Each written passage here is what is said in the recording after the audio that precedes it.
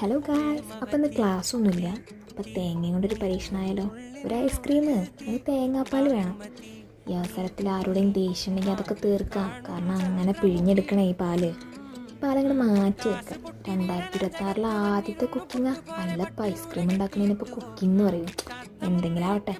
ഇനി whipping cream ഒന്ന് beat ചെയ്തെടുക്കാം. അതാപ്പോൾ എൻ്റെ തിരക്കൊണ്ടാണേ. നിങ്ങൾ ഉണ്ടാക്കുമ്പോൾ മെല്ലെ ഉണ്ടാക്കിയാൽ മതി. പിന്നെ പാത്രം അങ്ങോട്ട് സഹകരിച്ചില്ല, അതുകൊണ്ട് മാറ്റി. അമ്മയാണെങ്കിൽ വേറെ പാത്രം തരില്ല, അതുകൊണ്ട് രണ്ടാവൻ എടുക്കേണ്ടി വന്നു. മധുരത്തിന് കണ്ടൻസ്ഡ് മിൽക്ക് കൂടെ ഒഴിച്ചിട്ട് ബീറ്റ് ചെയ്യാം.